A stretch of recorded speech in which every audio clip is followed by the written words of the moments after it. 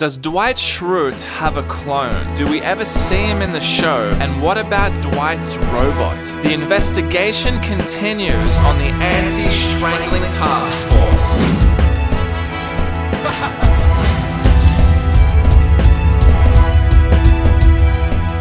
I have two questions for you.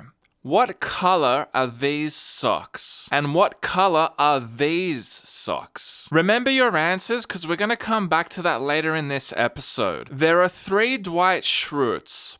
The original Dwight Schrute, Dwight Schrute's clone, and a robot version of Dwight Schrute. Not only is this an echo of the Curse of 3, but this critically augments our interpretation of the Scranton Strangler mystery. The most significant and explicit reference to Dwight's clone is in Dwight and Angela's parenting agreement. I don't follow this exactly.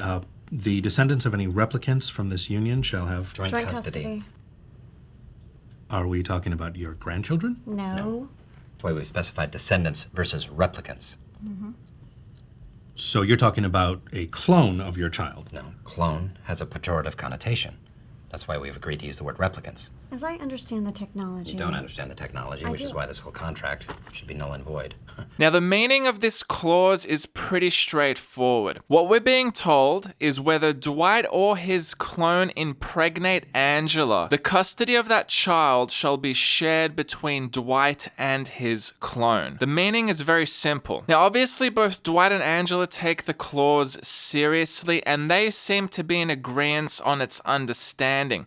It's really the mediator and us, the viewer, that are left wanting or left somewhat bewildered at this inclusion. But is it really bewildering? I mean, do we see Dwight's clone at any point in the series? The ultimate reveal of Dwight's clone comes in season 4 in the episode Survivor Man. In this episode, Michael convinces Dwight to take him to his killing grounds. And Michael's entire goal here is really to communicate to us a number of truths regarding Dwight. The primary one is revealing to us the scene of a murder where the body has been dismembered and the body parts buried. But Michael is also wanting to reveal to us the location and existence of Dwight's clone. In the deleted scenes, Michael makes his way down a ravine, with Dwight closely following him behind. This is a little bit dicey right here.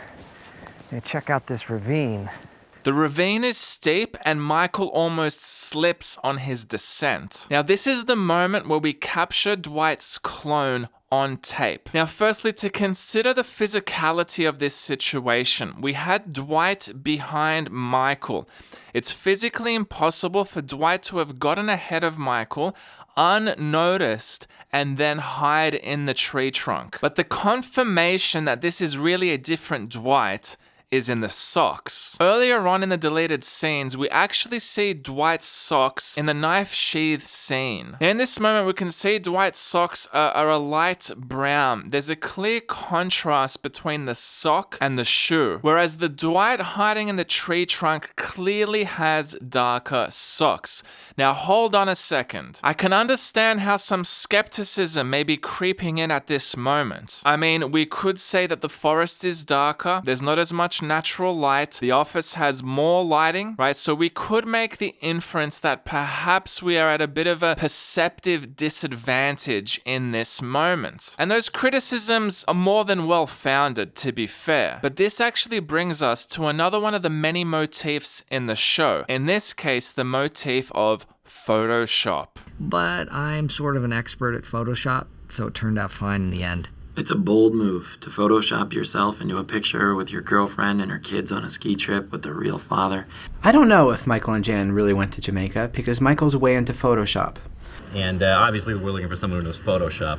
Now, the interpretation of this motif is relatively simple. The creators are encouraging us to really look at the video footage and imagery with a magnifying glass, to test it with Photoshop techniques. And this isn't actually the first time that we've done this on the channel in this investigation. If you're new to this channel, we already did this in the analysis of the Season 1 DVD cover. By augmenting the image, we were able to clearly see the word calendar and the sales target below it that had been erased. And this confirmation was critical in deciphering the puzzle on the DVD cover. And if you haven't seen that, I've linked it up here for you, right? So this isn't the first time we've had to do this, and this is likely not going to be the last time either. So in the case of this image of Dwight in the tree trunk in the deleted scenes of Survivor Man, we need to augment the image. We need to apply a few techniques to test our suspicion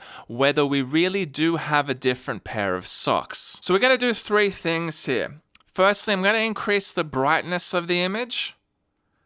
I'm going to increase the saturation. And lastly, I'm also going to increase the exposure. Now, when comparing this augmented image to the original, you can see we've extracted a lot more detail. We can see Dwight's face much clearer. The foliage surrounding the tree is much more defined. Even the grain and color of the wood starts to pop out a lot more. However, the contrast between the sock and the shoe remains unchanged, especially when we compare it to the previous scene where Dwight is giving Michael the knife sheath. These socks are clearly different, notwithstanding that Dwight would be unable to sneak around Michael in this moment. Right, and what it really tells us is that knife sheath scene is really there to provide us with the sock comparison. That's the whole point of it. I want to remind you guys, the knives were taken out of a secret drawer. The sheath that Dwight ends up choosing is the one attached, to his ankle, right? So really the creators have given us a moment or a point of comparison.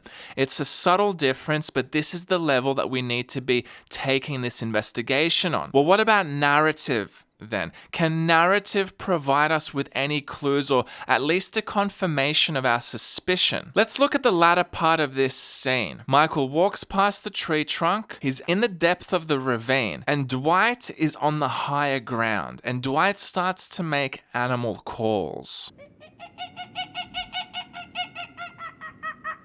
That is a falcon. There are not many falcons left in these woods. I believe there are only 7 in the United States. And that would be wonderful to see it. Now, before I tell you guys, let me ask you, what do you think he's doing? The assumed meaning up until now is, Dwight's just being an idiot, right? And he's just doing what Dwight has always done. But think about it for a moment. What do you think he's doing? What he's doing is he's sending out a warning signal to his clone. Michael is walking past the clone's location. Dwight from the high ground is communicating to him, we're compromised, somebody is in the vicinity. So when you sort of add it up, guys, just where we are so far, we obviously have the clause in the parenting agreement around the shared custody between Dwight and his replicant / clone. We clearly have a distinction between the shade of the socks, even when augmenting the image, and even when we look at the narrative, we can actually make some sense out of the animal calls that Dwight is doing in that moment. Now, this is why I said this scene is the most explicit reveal, because what this ultimately means is in this moment, we actually have 2 Dwight Schrutes present in the forest. Now, this raises immediate implications, namely that the camera crew would have had to have seen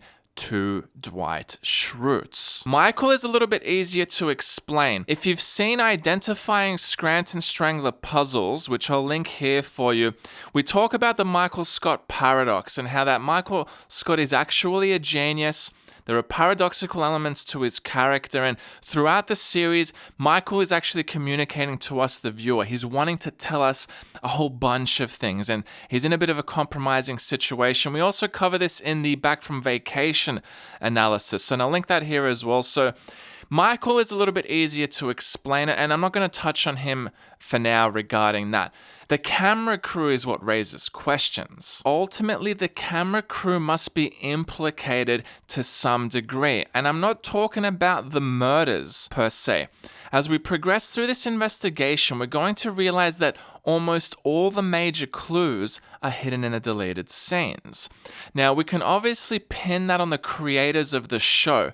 That's obvious.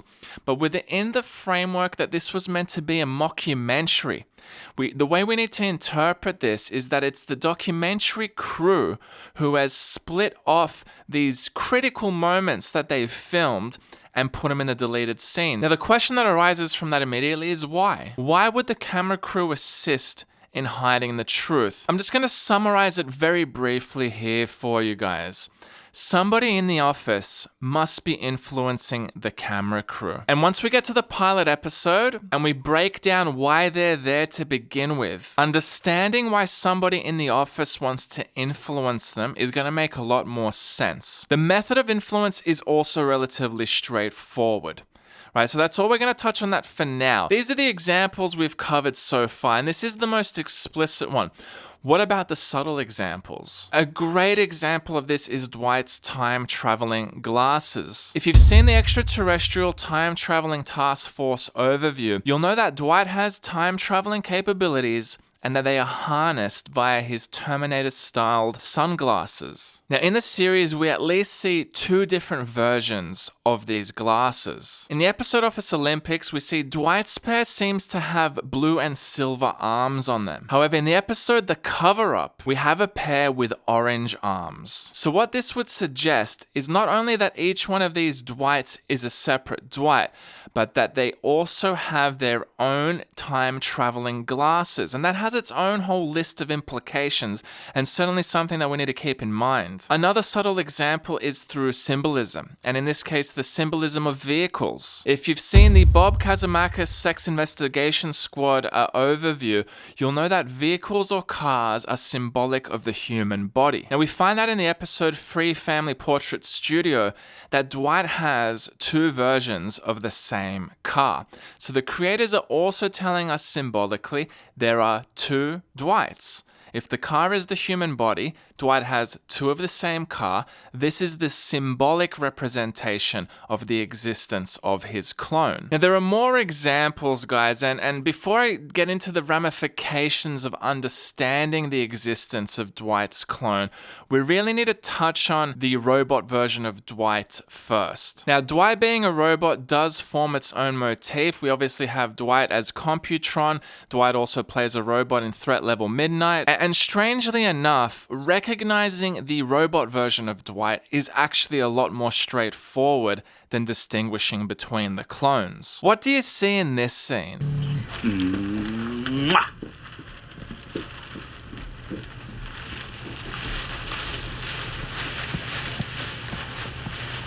This is robot Dwight. Look at his walking. He's very robotic. He turns in an angular fashion. This is the robot version of Dwight. In some senses, the creators aren't holding back in their communication of this. It's relatively out in the open. Look at Dwight here in the episode Launch Party. So put simply, distinguishing the robot Dwight from the two clones is a lot more straightforward. We can see the robotic elements in his movement. Now, clearly, this is a very advanced robot. I want to take a moment to sort of look into the Launch Party episode a little bit closer here. It appears Dunder Mifflin has purchased a sentient computer. Setback? Wrong. Makes my job easier. Why? Anything sentient is susceptible to something that's more sentienter. We are basically told explicitly that Dwight's sentience is superior to the website, right? The robot Dwight is telling us that I am the superior robot, I am the superior machine. Really, this entire episode is a battle of the machines. Now, in the opening scenes of this episode, Jim comments on the growth of Dwight's beard. What? Well, it's just that you had no hair on Friday. It's called being a man. You should try it sometime. How long have you been a man? I was born a man, Halpert. Now, before we get into the timing of the beard growth and the implications of that, I just want to stick on the advanced level of this robot for a moment. In the Great Scott Film Forensics overview, we covered the significance of movies, and that movies are referenced for more than just, humor's sake or cultural reference sake. The references to the movies are there to provide us with the building blocks of missing pieces of the Scranton Strangler mystery. They are there to sort of imprint ideas or inspiration for the reality of the story we're dealing with. Now, there's one movie that's really referenced a significant number of times in the show, and that movie is The Terminator. And there's one scene that comes to mind, which I believe is one of the primary messages being communicated to us by the creators. You're like a machine underneath, right? But sort of alive outside? I'm a cybernetic organism, living tissue over a metal endoskeleton.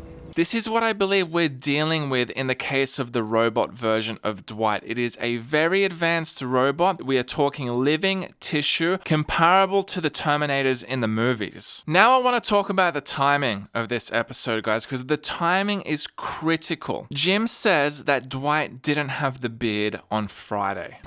What?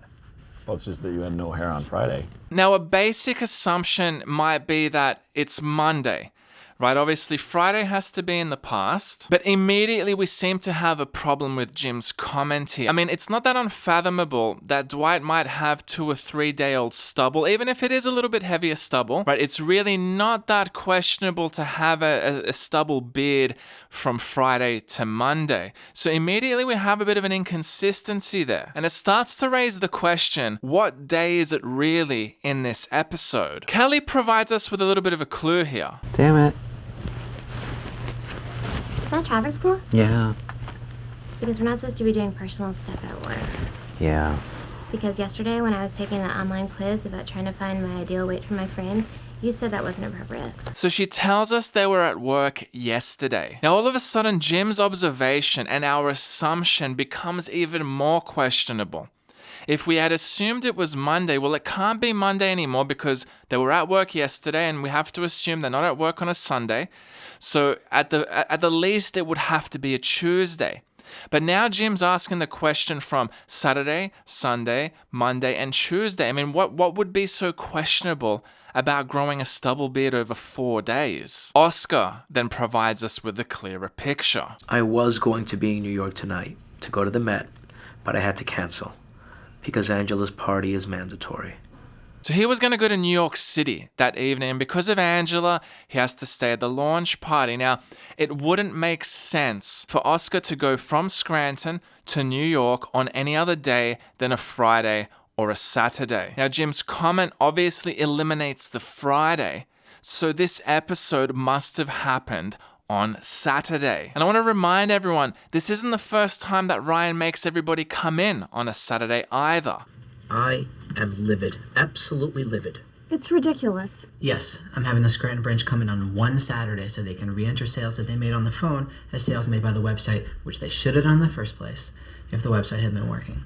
So now let's get back to Jim's comments. Now it makes a lot more sense. On Friday, Dwight didn't have a stubble beard, and 1 day later, he's come in like this. Now, factoring into account everything we've covered in this episode, we've recognized the existence of a clone. We've also recognized the existence of the robot, Dwight. This makes more sense. What we are witnessing in this episode is a changing of the guard.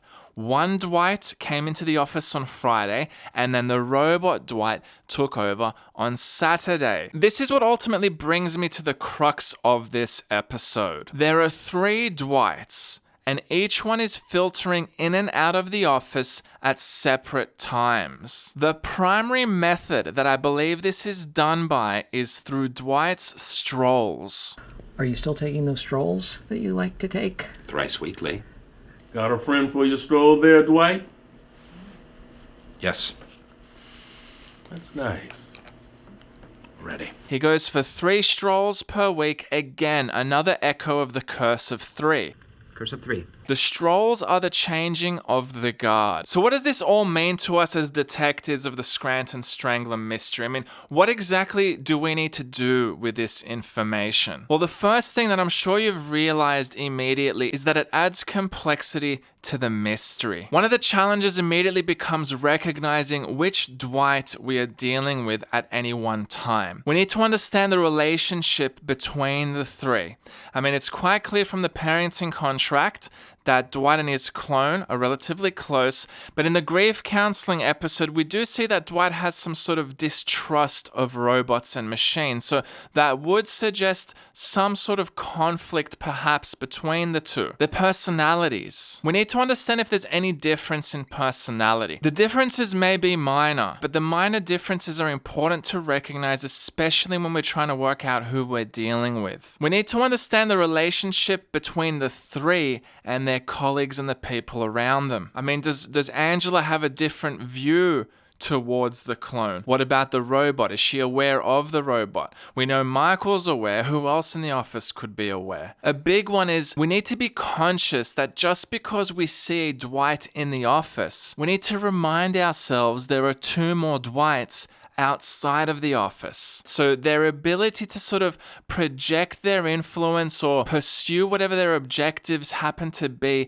are vastly superior because there's three of them. And the last thing I want to mention here, guys, is a reminder of the nature of the mystery. If you've seen the Rogue Squadron overview, you know that the Scranton Strangler mystery at its core, at its absolute base level, is actually a game. We're playing a game with the creators. And that game is a massive game of Mad Libs. The way it works is the creators are going to give us the names, the places, the times. They're going to give us all the building blocks of the story. And it's our job as detectives to string these building blocks together into a narrative. That is the fundamental nature of the Scranton Strangler mystery. So taking that into account, and taking into account that the story of the Scranton Strangler is an infinite time loop, there are three building blocks that we need to fit into this story. The first is the impact of having three Dwight Schrutes throughout the entire series. But at a much more fundamental level, we need to understand the acquisition of the robot Dwight, and we need to understand the creation of Dwight Schrute's clone. Don't forget to subscribe, turn on notifications, and join the Anti-Strangling Task Force on Patreon for exclusive episode analysis.